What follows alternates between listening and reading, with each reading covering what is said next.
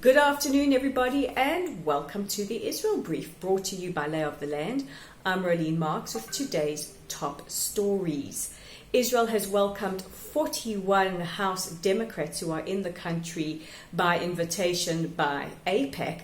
And it includes, yes, the three very, very controversial rookie congresswomen, Rashida Tlaib, Ilhan Omar, and Alexandria Ocasio-Cortez, who have been known to cross the line from legitimate criticism of Israel or Israeli policy into anti-Semitism.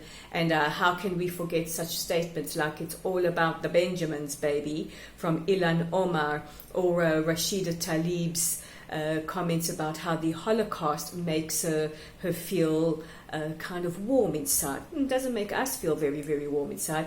But the reason that the House Democrats are here and have rejected petitions by anti-Israel groups like Code Pink and If Not Now to come here, they have come here to show their solidarity with the state of Israel, to show that they are open to hearing about the complexities and the nuances.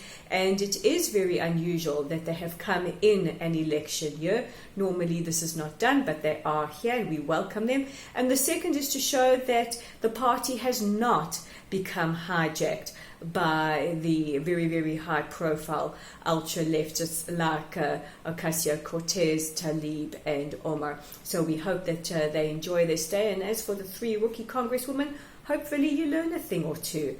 But more disturbing and further afield is Belgium and the comments made by a very, very well-known ultra-leftist and anti-Semitic commentator. His name is Dimitri Verhulst, and in a column written in De Morgen newspaper, he said that he doesn't consider Judaism a religion because God wouldn't give such creatures such terrible noses.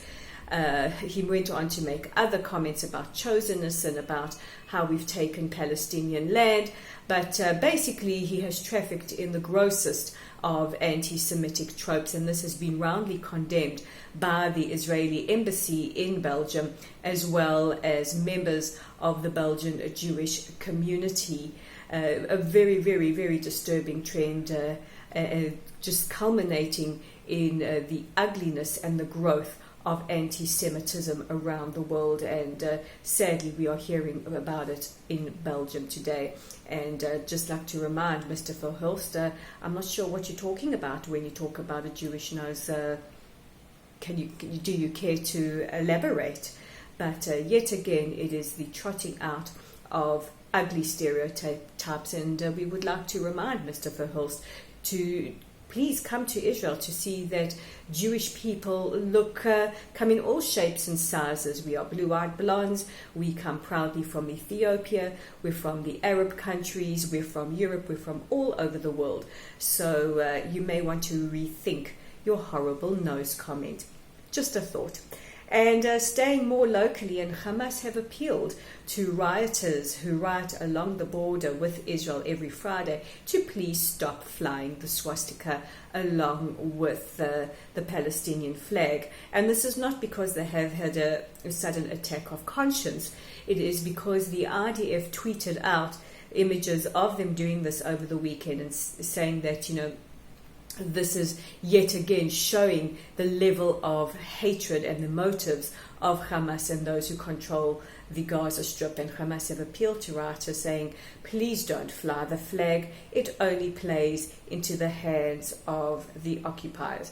Must be that couldn't be a sudden little bit of consciousness. And as you can see today, I'm a little bit up on my soapbox, and with good reason. You can check out an article written by me on our website called www.layoftheland.online. It's called Ukuleles for Peace.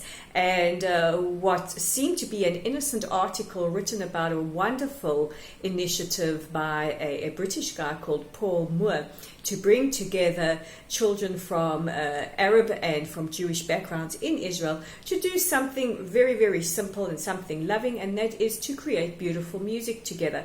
Well, it's created a lot of controversy, including comments from somebody who thinks that if you buy into these kind of programs, you live in La La Land. I would be curious to hear your thoughts, and you can, of course, post them on the video or on our Facebook page.